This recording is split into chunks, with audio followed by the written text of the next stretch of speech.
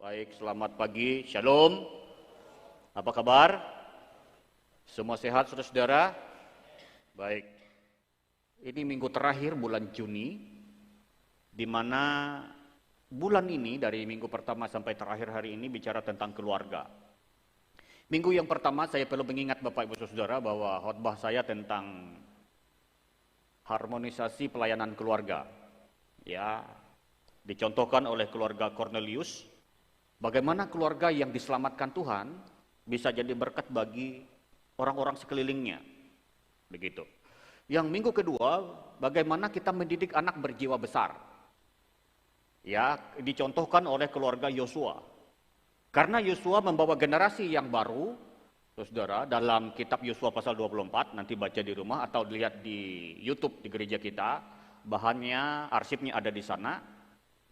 Yosua perlu membuat pembaharuan perjanjian dengan orang Israel, ya, yang masuk di tanah Kanaan, supaya mereka menetapkan satu langkah yang baik, supaya mereka tidak lagi menjadi umat yang terhilang. Karena apa, saudara? Dimulai dari kitab Bilangan pasal 13, pemberontakan orang 12 pengintai. 10 bawa berita negatif, hanya 2 berita positif, Yosua dengan Kaleb. Pasal 14 kitab Bilangan, binasa, saudara. Generasi yang tidak percaya itu diganti dengan generasi yang baru. Makanya Yosua harus membuat pembaharuan, ya, perjanjian antara orang Israel dengan keluarga, dengan Israel dengan setiap keluarga, supaya mereka mencintai Tuhan lebih daripada masa-masa yang lalu. Minggu ketiga berkhotbah tentang bagaimana gereja atau keluarga mempersiapkan generasi muda untuk melayani Tuhan, pemimpin-pemimpin yang baru. Saudara-saudara, dicontohkan oleh Timotius yang minggu ketiga kemarin. Nah, hari ini kita akan buka Alkitab kita belajar Kisah Rasul pasal 2 ayat 41 sampai 47. Judul firman Tuhan hari ini, erat dalam kasih persaudaraan. Ya, ada dalam LCD, silahkan Bapak Ibu Saudara melihat. Erat dalam kasih persaudaraan. Mari kita baca Alkitab kita secara bersama-sama dalam Kisah Rasul pasal 2 ayat 41 sampai 47. Cara hidup jemaat yang pertama atau jemaat yang mula-mula. Saudara, bagi yang sudah menemukan katakan amin. Baik yang ada dalam gereja bahkan saudara-saudara yang ada di rumah, silakan membuka Alkitabnya dan kita akan membaca secara bersama-sama ayat ini. Kisah Rasul pasal 2 ayat 41 sampai 47. Hitungan ketiga kita baca bersama-sama. 1, 2, 3. Orang-orang yang menerima perkataannya itu memberi diri dibaptis.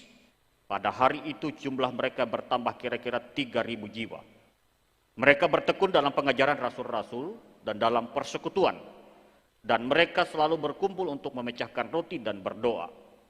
Maka ketakutanlah mereka semua, sedang rasul-rasul itu mengadakan banyak mujizat dan tanda.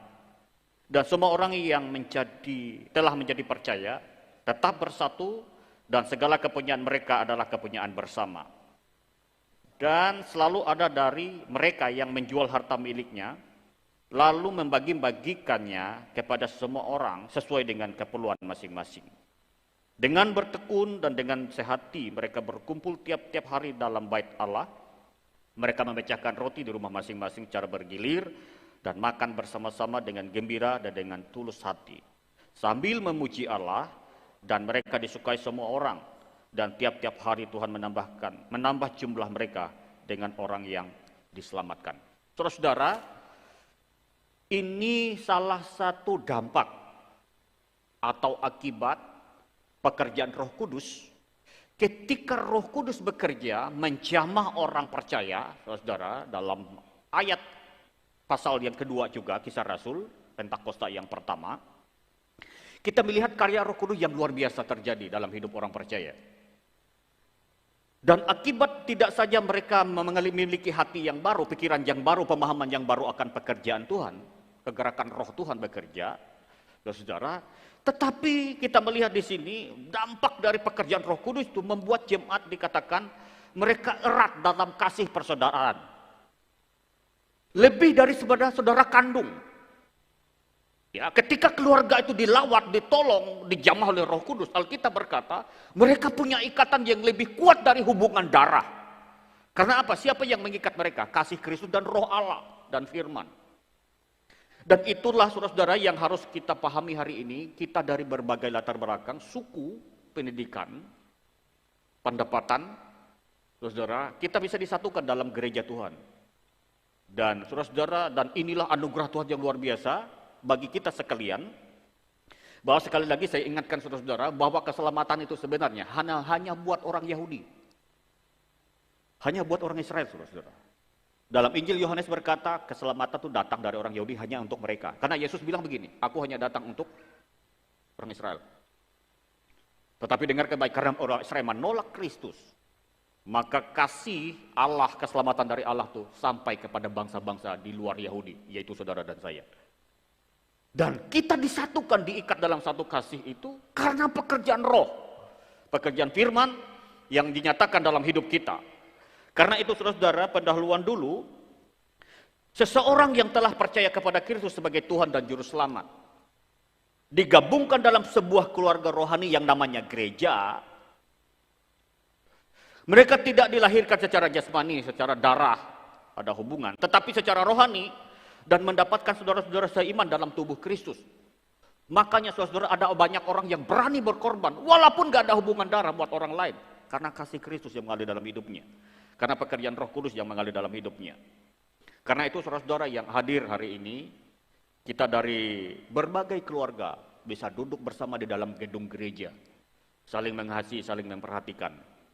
Dan kita melihat dari contoh-contoh yang disampaikan dalam Alkitab, dalam teks yang kita baca ini dan pembahasannya.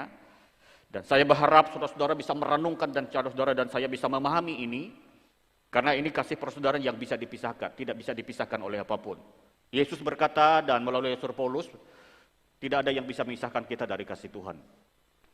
Karena itu saudara-saudara, hubungan satu sama lain yang diikat oleh kasih persaudaraan yang dicontohkan jemaat mula-mula ini, dapat kita lihat dalam kehidupan jemaat mula-mula. Ya, ada beberapa hal yang dapat kita petik. Apa yang mengikat mereka? Sehingga mereka erat dalam kasih persaudaraan. Tidak bisa terpisahkan. Anak kita berkata dari ayat yang kita baca tadi, tiap-tiap hari mereka ada di rumah Tuhan. Dan saudara tahu, di zaman ini ada dua tempat ibadah. Yang pertama sinagoge, yang kedua di rumah masing-masing. Dan jadi saudara-saudara, nilai positif COVID-19 ini adalah mengajarkan jemaat Tuhan dan kita semua untuk membuat ibadah di rumah masing-masing. Kurang lebih 3 bulan ini saudara-saudara, saya merasakan dampaknya luar biasa. Jadi setiap hari di pikiran itu nggak ada yang pikiran aneh-aneh saudara-saudara. Karena di link Facebook, YouTube, Line, Instagram, Telegram, semuanya bunyi semua. Saya aktifkan semua. Jadi semua pendeta saya ting setiap menit, setiap jam. Firman Tuhan, pesan singkat, ayat-ayat yang membuat kita nggak berpikirin macam-macam. Selalu di pikiran ini firman dan ingat Tuhan. Walaupun kita masih makan nasi, masih mikirin dunia. Gitu ya saudara-saudara. Dan itu yang mengikat. Dan ketika kita ada dalam pergumulan saudara-saudara, begitu cepat responnya saudara-saudara. Ya saudara-saudara tahu, dan puji Tuhan saya hari ini masih agak segar bugar, sudah segar bugar, udah naik 1,5 kilo. Saya kemarin turun 5 kilo, saudara. Karena tipesnya kambuh. Saudara ya, tipesnya kambuh, jadi udah lumayan naik ini, saudara. Saudara tahu, itu yang menguatkan saya banyak. Tim doa di gereja kita dan teman-teman pendeta dari berbagai, dari ujung barat sampai ujung timur. Di Facebook, di grup, WA, saya minta tolong doakan. Itu setiap hari mereka kirim pesan, doain saya. Saudara. Dan itu mujizat Tuhan luar biasa. Saudara. Dan saya alami mujizat Tuhan yang luar biasa. Walaupun tipesnya itu hanya 1/160. Kecil sebenarnya. Tapi itu membahayakan. Saudara. Menurut saya membahayakan. Karena saya ketika kambuh tipes itu 1 minggu gak bisa tidur. Tergantung obat tidur. Saudara. Walaupun obat tidur hanya 0,5. Wah itu saudara-saudara, karena obatnya terlalu keras yang dikasih, saudara dan kasih obat, memang obat tipes, tapi terlalu tinggi. Ya, tapi saya dikasih obat yang biasa, obat tipes yang biasa, yang seperti yang normal, yang generik aja, malah lebih bagus, lebih mempan di tubuh saya, begitu. Jadi saudara-saudara, saya merasakan anugerah Tuhan yang luar biasa. Kasih persaudaraan tuh yang setiap saat orang SMS telepon saya, Pak, bagaimana keadaannya, udah sembuh? Saya bilang, lumayan. Mereka jawab, terus kami akan doakan. Ada orang yang berdoa khusus untuk kita. Dan itu nggak ada hubungan darah, saudara. Ada orang yang terus bergumul untuk kita. Makanya gereja Tuhan, saudara dan saya, diajarkan dalam ayat ini, supaya saudara dan saya punya kasih, punya hubungan yang erat persaudaraan ini, karena kasih Kristus dan diikat oleh Roh Tuhan. Nah, hari ini kita belajar ada 3 hal. Contoh jemaat mula-mula, bagaimana mereka kasih persaudaraan mereka begitu erat, begitu kuat. Yang pertama, saudara-saudara, yang membuat mereka tuh punya hubungan persaudaraan yang erat, pertama, yang mengikat mereka bertekun dalam pengajaran.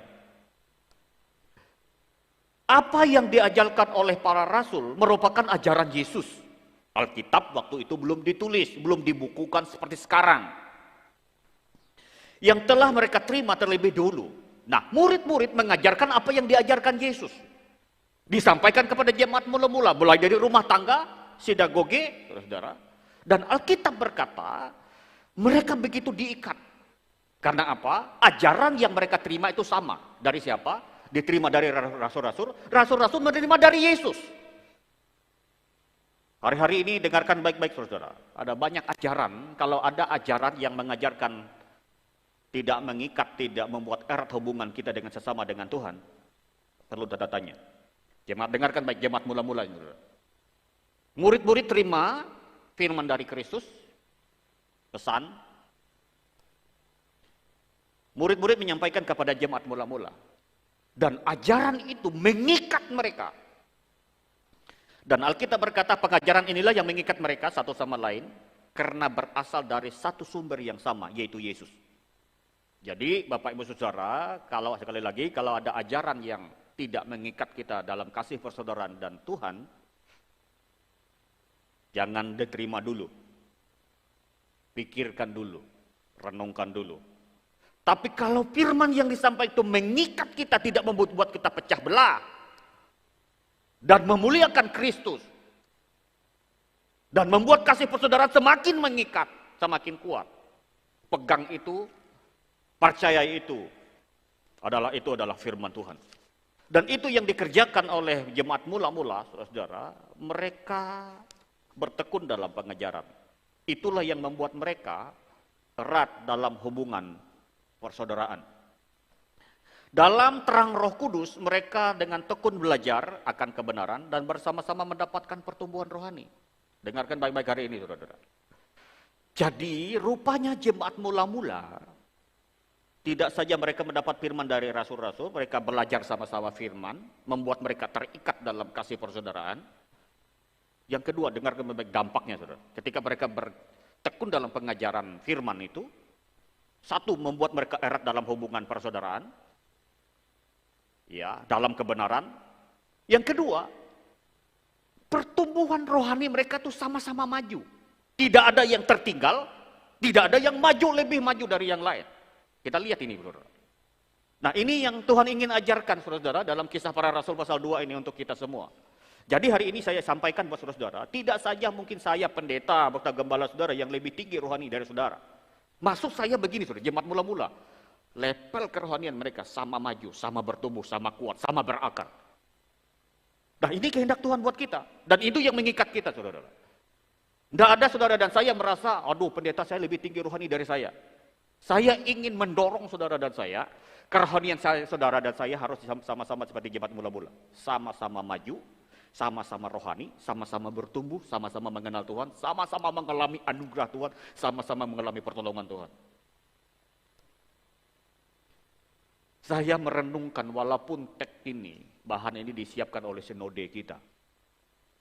Dikirim lewat grup WA. Saya membaca, aduh Tuhan luar biasa. Ketika saya membaca, saya belum baca teksnya ini. Saya baca Alkitabnya dulu. Ayat itu bisa jadi hidup, saudara-saudara. Ketika saya baca teks, saya belum baca teks ini, saudara. Beberapa hari lalu, malam tadi saya ulas, tak baca lagi. Saudara. Saya mendapatkan hal yang luar biasa lagi, saudara. Padahal ayat ini saya sudah berulang-ulang baca, bahkan pernah berkhotbah. Tentang Kisah Rasul pasal 2 ayat 41 sampai 47. Ya ulangi, saudara. Dampak dari mereka bertekun dalam pengajaran pertama, mereka diikat. Kebenaran itu mengikat mereka. Erat hubungan persaudaraan. Yang kedua, kerohanian mereka sama-sama bertumbuh. Pertumbuhan rohani mereka tidak ada yang satu lebih utama, lebih penting. Tapi mereka ayat itu berbicara saudara dalam terjemahan yang lain. Mereka sama-sama rohani, sama-sama bertumbuh, sama-sama antusias, sama-sama semangat cari Tuhan, sama-sama semangat Tuhan saudara menyembah Tuhan, sama-sama semangat ibadah. Tidak ada yang malas, tidak ada yang setengah malas, setengah rajin, enggak. Semangatnya sama. Wah, ini yang dasarnya saudara-saudara. Ya, bagaimana kesatuan sumber pengajaran ini dapat dirasakan oleh gereja lokal sebagai pengikat satu dengan yang lain. Semangat ini harus ada, harus mengikat saudara dan saya, saudara-saudara, harus membawa saudara dan saya semakin kuat dalam pengajaran. Apa itu? Pengajaran firman, yaitu Alkitab. Itu yang pertama saudara-saudara. Yang membuat jemaat mula-mula erat dalam kasih persaudaraan, keluarga Allah, jemaat Kristus, yang disebut dengan gereja, saudara-saudara. Terjemahan lain lagi, saudara, gereja Betel Indonesia, saudara bergabung di sini. Saudara dan saya ini harus erat dalam kasih persaudaraan. Karena yang mengikat kita pengajarannya sama dari Yesus, yang tertulis dalam Alkitab, saudara. 66 kitab. Saya berharap Bapak Ibu Saudara silahkan dibuka di YouTube, di GBI, Sinode GBI Official, atau Pendeta Rubin Adi Abraham TV, membahas tentang Alkitab. Ada 4 sesi, saudara, di YouTube, ya, Rubin Adi TV. Ya, silahkan dibuka di sana, saudara akan tahu bagaimana Alkitab kita jadi 66 ini. Sampai ada di tangan kita, bagaimana prosesnya, apa yang bukan firman Tuhan, apa yang firman Tuhan, saudara akan tahu di sana. Saya mengikuti setiap Kamis, saudara, jam 7 malam sampai jam 8. Minggu ini, Kamis depan ini, bicara tentang penciptaan dari kitab Kejadian. Apakah umur bumi itu, berapa umur bumi, apakah memang benar ada dinosaurus? Saudara, nanti akan bahas. Pada hari Kamis ini, saudara, depan ini, jam 7. Buka aja Rubin Adi Abraham TV di YouTube. Silahkan saudara like atau subscribe di situ. Dia akan bunyi, saudara. Maksud saya begini, saudara. Saudara dan saya mendapatkan pengajaran yang jelas, yang lengkap, yang akurat, yang standarnya Alkitab. Karena itu jemaat Kisah Rasul, saudara, jemaat mula-mula ini, saudara. Standar mereka itu firman. Karena apa? Murid-murid terima firman langsung dari Yesus, disampaikan kepada mereka, dan itu mengikat mereka. Pertama, mereka terikat dalam kasih persaudaraan. Yang kedua, pertumbuhan rohani mereka sama-sama maju. Yang kedua, bagaimana supaya kita bisa hidup erat dalam kasih persaudaraan. Yang pertama, tekun dalam pengajaran. Yang kedua, bertekun dalam pemberian. Nah, rupanya saudara, eratnya kasih persaudaraan jemaat mula-mula juga dinyatakan dalam hal kepemilikan. Mereka tidak diikat oleh sifat mementingkan diri sendiri. Bahasa kasarnya di sini nggak enak, saudara. Pelit. Dan tidak mau berbagi. Sebaliknya mereka bermurah hati untuk saling berbagi. Itu yang mengikat mereka. Keluarga Kristen, keluarga Tuhan, keluarga jemaat saudara dan saya. Pertama sekali lagi, yang mengikat saudara dan saya hidup erat dalam kasih persaudaraan. Karena kebenaran, Alkitab itu firman Allah. Sumbernya Yesus. Perkataan Yesus yang disampaikan, diilhamkan oleh Roh Kudus melalui murid-murid ditulis sehingga ada dalam Alkitab kita. Yang kedua, mereka bertekun dalam pemberian. Bahasa lain saya sederhanakan, mereka berkemurahan, suka berbagi, suka menolong. Di grup kami, mungkin Kak Pacia Daya, di grup kami keluarga Kapakat, saudara, karena sebagian keluarga kami dalam kerukunan keluarga Kapakat ada rumahnya yang tenggelam, saudara, karena banjir ini. Malam tadi saya baca, saudara, walaupun nggak besar yang kami kumpulkan, minimal 20.000 untuk membantu saudara-saudara yang kena banjir itu, saudara. Dan saya mengingatkan saudara-saudara bahwa bertekun dalam pemberian ini adalah cara Allah mendidik kita supaya ini mengikat kita. Mereka memberi milik mereka untuk dinikmati dalam kebersamaan sesuai dengan keperluan masing-masing. Saya ulangi saudara-saudara. Mereka memberi, menjual harta bendanya, Alkitab bilang tadi, untuk dinikmati bersama sesuai dengan keperluan masing-masing. Garis bawahi kata keperluan masing-masing. Artinya orang yang membutuhkan pemberian dari kita.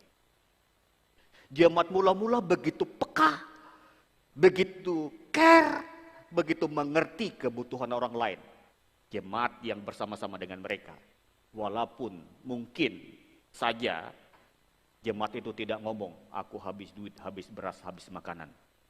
Tapi karena diikat oleh firman, pengajaran, Roh bekerja dalam hati mereka.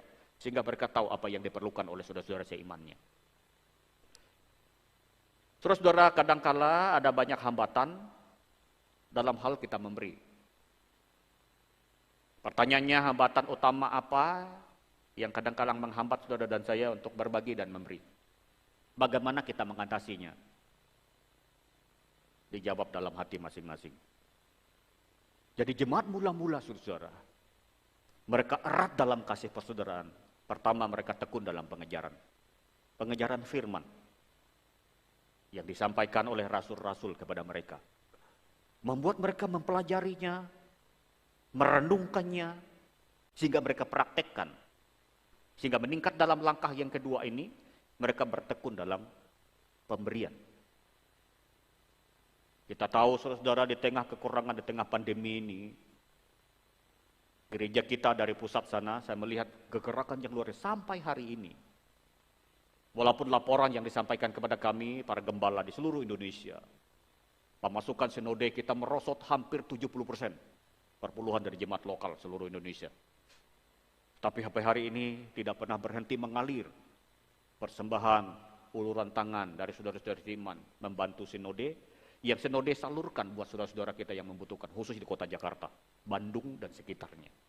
Mereka milih alat-alat APD, saudara, obat-obatan untuk rumah-rumah sakit. Sampai detik ini, bahkan mereka GBI se-Kalimantan Tengah untuk hamba-hamba Tuhan daerah yang memerlukan, saudara, dari BPH kita, saudara, setiap bulan sampai bulan Agustus kita salah, kalau Juli, saudara, 10-20 juta setiap bulan untuk membantu mungkin satu keluarga, satu pendeta 300-500 ribu. Kita melihat karya Tuhan luar biasa, berani berbagi di tengah kekurangan. Ini yang dialami oleh jemaat mula-mula. Sampai berani menjual harta dibagikan buat orang lain. Itu semakin mengikat mereka. Yang ketiga, saudara, yang membuat jemaat mula-mula erat dalam kasih persaudaraan. Tidak saja mereka hidup tekun dalam pengajaran rasul-rasul, firman Tuhan. Yang kedua, bertekun dalam pemberian yang baik. Efesus pasal 2 berkata begini, kita diciptakan untuk melakukan pekerjaan baik. Orang yang sudah ditebus, menerima Yesus sebagai Tuhan Juru Selamat, menerima anugerah Tuhan, saudara, maka kita ini apapun yang kita punya, kita belajar berbagi. Yang ketiga, bertekun dalam persekutuan. Nah, saudara-saudara, ibadah di gereja dimulai dari rumah. Sekali lagi, jemaat mula-mula ini ibadahnya ada 2 tempat, saudara. Sinagoge, rumah ibadah orang Yahudi. Kalau kita sekarang, gereja. Yang kedua, tempat ibadah mereka, persekutuan mereka adalah di rumah masing-masing. Dan kita bilang bergilir. Nah, sekarang kalau kita terjemahkan di kita, di Indonesia atau di tempat atau di dunia lah sekarang dalam perjanjian baru ini, ibadahnya di rumah masing-masing. Ibaratnya digambarkan seperti ibadah komsel atau ibadah keluarga. Kan giliran. Makanya di gereja kita tidak saya hapus ibadah keluarga, sebab ini Alkitabiah. Saudara, Alkitabiah. Nah, jemaat mula-mula itu ya memiliki 2 tempat pusat persekutuan gereja mula-mula, bait Allah dan rumah masing-masing secara bergilir. Jadi ketika diikat dari sebuah keluarga kuat dalam persekutuan dengan Tuhan dan sesama, Maka ketika mereka ada di gereja, mereka antusias, begitu semangat, ingin persekutuan, ingin bersama-sama saudara seiman yang lain yang kumpul secara korporat, secara banyak, untuk menyembah dan memuliakan Tuhan. Mereka berkumpul bukan hanya sekedar makan bersama, Alkitab berkata, tetapi mereka berkumpul bersehati berdua memuji Allah. Di rumah kita menaikkan doa syafaat bersama keluarga kita, bahkan di gereja. Karena yang menopang bangsa ini, saudara-saudara, keluarga, masyarakat, kota, ada di tangan saudara dan saya, lutut dan mulut kita yang berdoa dan menyembah Allah. Gak ada lain. Kalau orang Kristen berhenti menggunakan lutut dan doanya memuji, menyembah Allah dan berdoa, saya pikir bisa alamat, saudara, bisa hancur dunia ini. Ada sebuah penafsir berkata, saudara, dalam 1 Tesalonika atau 2 Tesalonika, tahukah saudara, sebelum kedatangan Tuhan, kenapa antikris itu belum muncul? Bahkan roh jahat itu enggak semakin menggila bekerja. Kita bilang ini ada yang menahannya. Baca ya, mungkin nanti di 1 Tesalonika atau 2 Tesalonika, tak pernah baca, saya lupa pasal dan ayatnya. Ada yang menahannya. Penafsir berkata ada dua pengertian. Yang pertama berkata begini, yang menahan itu Roh Kudus. Yang menahan antikris berkuasa, roh jahat yang menjadi akan menguasai manusia, bahkan dunia merusaknya. Ada dua yang menahannya. Satu Roh Kudus, yang kedua orang percaya. Kalau duanya diangkat, Roh Kudus tidak lagi bekerja di dunia ini, orang percaya diangkat, maka antikris akan berkuasa, bekerja secara dasar, menyeret, membuat orang murtad dan meninggalkan Tuhan. Artinya kalau orang percaya sudah diangkat, tidak lagi ada yang berdoa menyembah Tuhan, saudara, kejahatan akan semakin meningkat. Karena itu mumpung kita masih diberi kesempatan untuk bisa bersekutu di rumah masing-masing, bahkan di gereja, walaupun ini masuk new normal. Masuk new normal ini tidak lagi seperti biasa dulu, kita bisa ya dempet-dempet, lama kongko-kongko lagi, saudara. Mungkin salaman saja hanya gini aja, atau pegang dada, atau pakai siku, pakai tendang kaki aja salaman. Enggak kayak dulu lagi salamannya sampai umek-umek tangan, saudara. Masuk normal ini semua protokol harus kita ikuti, saudara. Tetapi yang jelas begini, saudara, kita harus punya kerinduan yang kuat, bertekun dalam persekutuan. Jangan karena pergumulan, karena tantangan dengan apapun, membuat kita lemah dalam persekutuan. Kami di rumah, sekali lagi, saudara, 2 kali persekutuannya setiap hari. Yang pertama adalah jam 5, saya mengikuti semua, termasuk pendeta Ruben Adi Abraham, dan lain-lain. Yang kedua 9:30. Ya, 9:30 pendeta Gustav Rawing dari Kepulauan Bangka. Hanya setengah jam. Ikut doa, ikut menyembah, baca firman Tuhan. Bahkan pendeta-pendeta yang lain.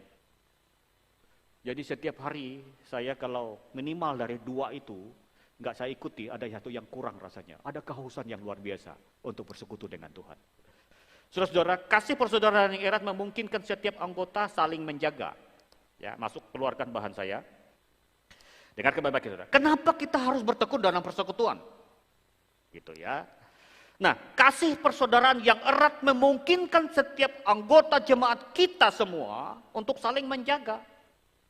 Nah, jemaat mula-mula itu mereka saling menjaga, makanya saking kuatnya persekutuan mereka. Mereka tahu yang lapar, mereka tahu yang kekurangan, mereka tahu yang dalam pergumulan. Kenapa? Mereka saling menjaga satu yang lain. Karena itu saya ingin sampaikan buat saudara-saudara saya, jemaat GBI, Gereja Betel Indonesia, jemaat Victory Nangabulik.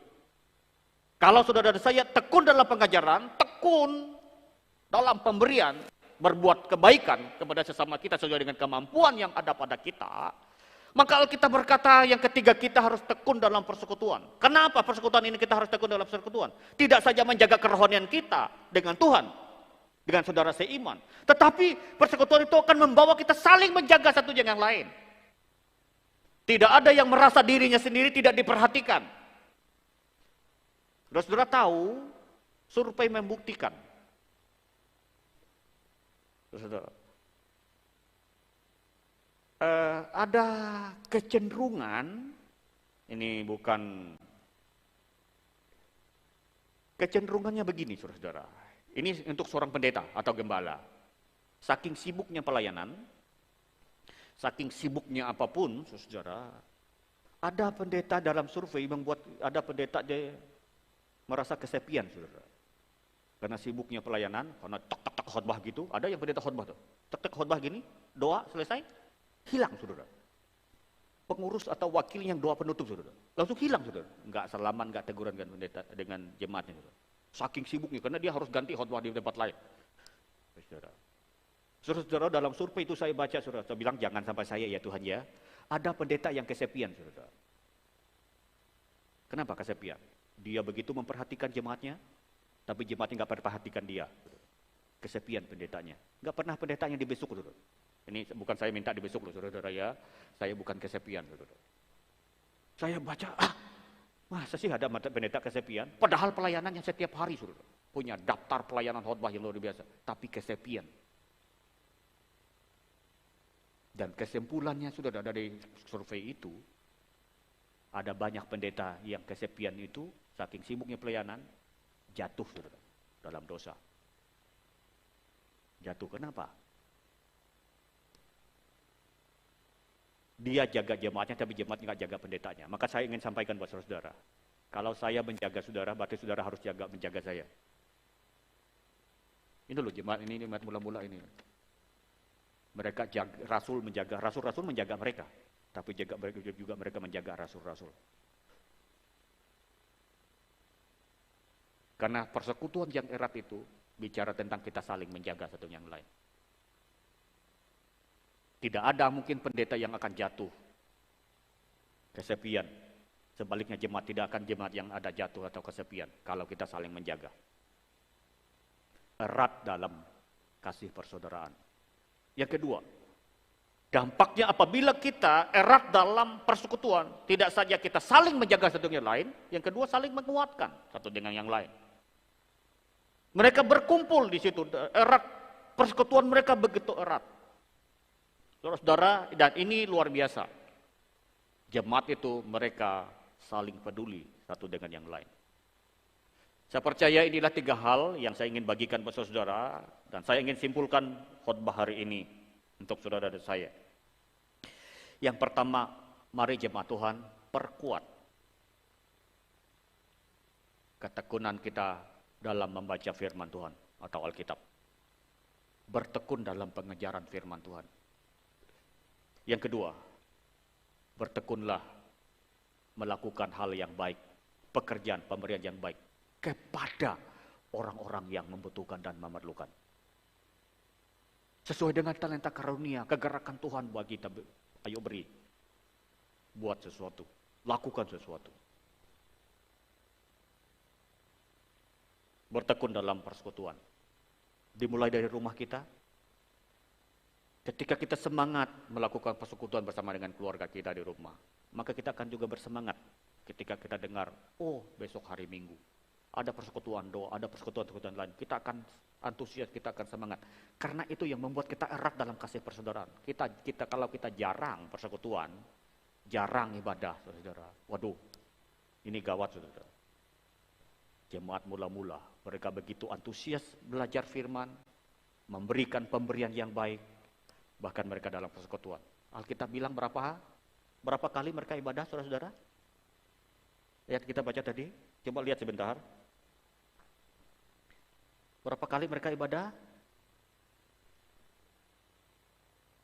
Ayat 47. Tiap hari Tuhan menambahkan jumlah mereka dan mereka ibadah berapa?